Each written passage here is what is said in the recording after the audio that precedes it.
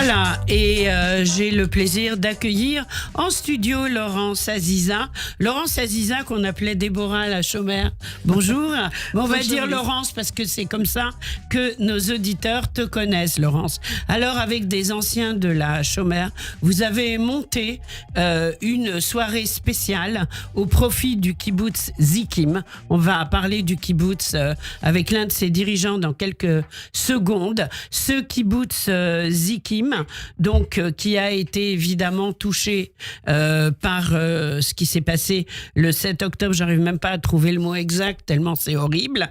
Laurence, la soirée va avoir lieu dimanche 28 au soir. Ça va être dans la salle des fêtes de la place de la synagogue de la place des Vosges. Alors, on va tout de suite donner la parole à l'un des responsables du kibbutz Zikim qui a une réunion dans quelques instants. Il s'agit de Marky Lévy. Marky Lévy. Marky Lévy est un ancien chaléar, c'est-à-dire envoyé responsable de la Shomerat Tzahir à Paris, en France, à Paris. Oui. Marky, vous êtes avec nous? Marky Lévy. Je suis avec vous. Ah, d'accord. Je suis avec vous. Merci. Bonjour Marky Lévy. Merci d'être avec nous sur Radio J. Alors, Marky Lévy, j'ai une première question. Que s'est-il passé le 7 octobre au kibbutz Zikim? Comme ça, on est directement dans l'actualité. Ouais, il faut comprendre que mon kibbutz Zikim se trouve à 3 km de la frontière nord de Gaza et à 1,5 km de la mer. Oui. Et dans notre cas, le grand problème qu'on a, c'est les infiltrations par mer, beaucoup plus que les infiltrations par terre. D'accord. Et voilà, et le 7 octobre, on a eu un essai d'infiltration de plus ou moins 45 terroristes du Hamas qui étaient sur mer. On a eu la chance que plus de la moitié ont été tués sur mer et une vingtaine sont arrivés à la plage. Entre nous et la plage, on a une unité, on a une base militaire. Alors, ce groupe de 20-25 terroristes est divisé. Et comme ça, alors, arrive chez nous, aux alentours d'une dizaine. Mais grâce, comme vous dites, grâce à Dieu, je ne sais pas si c'est le cas, mais de n'importe quelle manière, il y a eu, l'alarme est venue déjà quand ils étaient sur mer. Alors, il y en a une unité d'émergence. On appelle ça en hébreu Kitat Konenut. Oui. Elle était déjà prête pour défendre le kibbutz. Et alors, il y a eu une bataille qui s'est développée et on est arrivé à tuer la majorité et une partie a dû continuer ou aller en direction, peut-être à Ashkelon, on ne sait pas. Et on n'a eu que 2 blessés chez nous, des membres du kibbutz. Alors qui en fait a sauvé le kibbutz. Parce bien sûr. On sait très bien que s'ils étaient rentrés à Zikim, c'était une tragédie. Personnellement, pour moi, j'habite à 50 mètres de tout ce qui s'est passé et j'étais dans la chambre de sécurité avec ma femme et 2 de nos petits-enfants de 4 ans et d'1 an et demi. Alors, vous pouvez imaginer quel scénario aurait pu être s'ils étaient rentrés. Alors justement, on va parler de cela. Vous avez été évacué du kibbutz Zikim. Où est-ce que vous êtes à l'heure actuelle? Le lendemain, le 8 octobre, la majorité, 90% du kibbutz ont été évacués entre 2 lieux. Un à côté de la ville de Césarée, le kibbutz Sdot Yam, oui. Et l'autre dans la direction de Jérusalem, dans le kibbutz Ma'aleh HaChamisha. Ça veut dire que mon kibbutz, jusqu'aujourd'hui, il est séparé entre ces 2 lieux. Alors justement, est-ce que le kibbutz Zikim a été touché par les bombardements? Il y a eu des destructions. Et en quoi cette soirée organisée par les anciens de la chômère à Paris va pouvoir vous soutenir? Dans quel but? Ouais. Avant tout, oui. Nous, on a un très gros problème parce qu'on est entre Ashkelon et Gaza. Oui. Et alors, tous les missiles qui sont avec l'essai d'arriver à Ashkelon ou à la centrale électrique qui se trouve à 1,5 km de mon kibbutz, plusieurs missiles tombent chez nous. Et si le missile antiaérien arrive à toucher le missile palestinien plusieurs fois, ça tombe chez nous. Oui, alors, c'est ça. on a eu des dégâts surtout dans l'étable, où il y a les vaches. Et nous, on a un très grand étable, le plus grand d'Israël, dans les fabriques. Alors, il y a eu des dégâts, sans doute. Mais je veux dire la chose la plus importante pour nous, et cette soirée surtout vient d'essayer d'apporter une aide, c'est que nous, Kibbutz Zikim, avec encore 2 kibbutzim, Nir Am et Nachal Oz, on était les 3 premiers kibbutzim qui ont reçu des chambres de sécurité à l'époque. C'était en 2006. Oui. Malheureusement, ces chambres de sécurité ne sont plus dans le standard. Mais oui, parce on va expliquer aux auditeurs qu'elles s'ouvrent de l'extérieur, parce qu'en fait, elles servent à protéger des missiles qui tombent du ciel, mais pas des terroristes qui essayent de rentrer et qui peuvent rentrer de l'extérieur, puisqu'elles s'ouvrent par l'extérieur. Et ça a été le problème numéro 1. Oui, mais ça, c'est un des problèmes, sans doute, vous avez raison. Le deuxième problème, c'est que les murs de ces chambres qu'on a reçues donnaient une réponse aux missiles très simples. Les missiles primaires qu'ils avaient en 2003 à 2004. Aujourd'hui, ils sont beaucoup plus sophistiqués. Alors, l'armée même nous dit que, malheureusement, les missiles qu'on a ne sont pas dans le standard qu'aujourd'hui on construit les chambres de sécurité. Alors ça, c'est une des choses que pour nous, et voilà, ça c'est la chose la plus importante. Si on n'arrivera pas à résoudre ce problème, j'ai des doutes qu'une partie des familles avec enfants ne voudront pas retourner. Et ça sera un désastre pour nous. Donc il faut évidemment, l'argent c'est le nerf de la guerre si j'ose dire, et participer à cette soirée de la Shomer va permettre de lever des fonds de façon à pouvoir renforcer les abris du kibbutz Zikim, reconstruire, mettre des portes étanches, etc., et permettre surtout aux kibbutznikim de rejoindre leur kibbutz, leur maison. C'est important, hein, ce qu'on leur souhaite.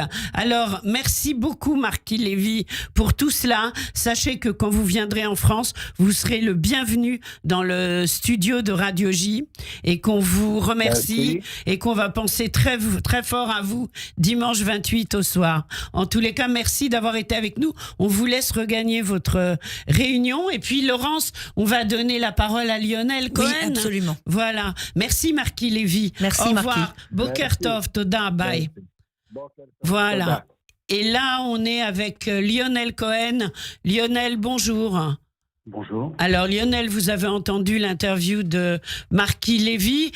Vous avez monté le projet avec Laurence et puis avec quelques autres anciens de la Shomer. Est-ce que vous étiez tous ensemble au mouvement à la Shomer ? Lionel, Laurence, je vois Laurence qui sourit. Laurence, je veux tout savoir.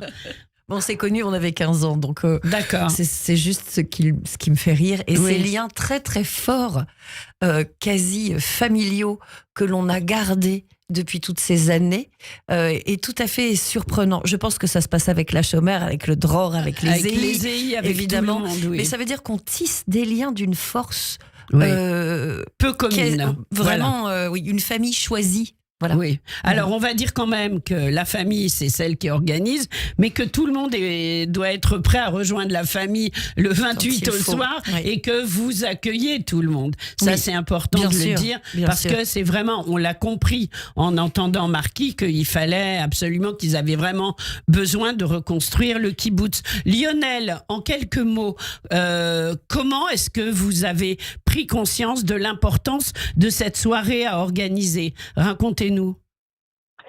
Je suis parti en volontariat avec un groupe qui s'appelle Sauvons la Terre. Vous allez retrouver la même mécanique, c'est des anciens des EI qui sont partis en Israël et qui se sont mobilisés après l'atrocité du 7 octobre, notamment pour venir en aide aux agriculteurs parce qu'ils avaient plus de main-d'œuvre. Oui. Donc, je suis parti en volontariat avec Avec ce groupe, c'était au mois de novembre, hein? Au mois de novembre, tout à fait. Et comme j'étais là-bas Shabbat, j'en ai profité pour aller voir mes amis Smadar, sa femme, et Marky Lévy, que vous venez d'entendre. Et voilà, je les ai vus dans des baraques de volontaires. Ça faisait déjà un mois qu'ils étaient là. Ils étaient. Donc des baraquements de volontaires, c'est vraiment pas confortable du tout, et c'est pas du tout leur maison. Hein. On explique bien. Hein. Et puis c'est loin. C'est loin en plus. Ils sont pas du tout dans leur région. C'est pas du tout dans leur région. Oui. C'est ça. Et donc voilà, je les ai vus. Ils étaient un peu entre guillemets, un peu hébétés, perdus, déstabilisés. Un peu tout Israël était comme ça, mais voilà, eux, c'est des gens. Eux, ils étaient réfugiés, comme on dit. Oui. Et donc voilà, on a discuté. Il m'a expliqué ce qu'il vient de vous dire à l'antenne. Et je me suis dit qu'il fallait quand même qu'on fasse quelque chose. Lui, comme il est originaire du Brésil, je ne sais pas si vous avez entendu. Oui, on a entendu. Oui. Donc lui, il a levé des fonds aussi au Brésil. Et puis, nous, on essaye de le faire en France. Il y a quelques anciens présidents de l'UEJF qui nous ont rejoints pour nous aider à créer cet événement et cette levée de fonds. Oui. Et puis, quelques anciens de la Chomère. Et puis, quelques anciens des amis, des proches, des gens qui se sentent tous un peu concernés par la situation en Israël. Évidemment. Alors, ok, donc c'est vraiment très louable, ça va être un bel événement, chaleureux, on va se retrouver, il y aura de la chaleur. Laurence, qu'est-ce qui va se passer concrètement lors de cette soirée ? C'est assez simple. On va déjà se retrouver et peut-être faire quelques discours pour présenter Marky qui sera là, présenter un peu des photos et l'ancienneté, ce que Marky représentait aussi pour la Chomère, parce que c'est vraiment quelqu'un de particulier qui a pris une place dans vos cœurs et dans vos vies et dans le mouvement d'Achomère, puisqu'il a été aussi président du mouvement mondial. D'accord. Donc c'est pas seulement en tant que chaliach à Paris, et c'est une personnalité.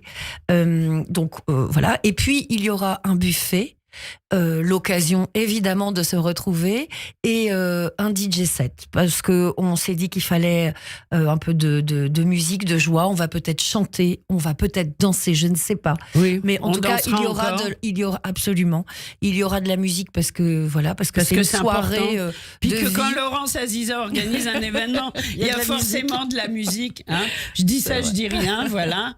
Donc c'est important, évidemment. Alors pour tout cela, en soutien au Kibboutz, c'est important de dire que tout l'argent ira directement. Alors, tout l'argent, la soirée est à 100 €. Il y a un reçu Serfa. Oui. Donc, on sait très bien que 35 €, ça revient à 35 € et que donc, grâce à cela, bien, ça va permettre de soutenir le Kibboutz Zikim et alentour également.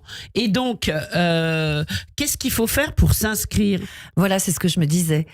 C'est comment faire pour s'inscrire. On a un lien. Oui. On a un lien. Je ne sais pas comment le donner à la radio. Peut-être si ça vous est possible, si ça t'est possible, de le mettre sur le site.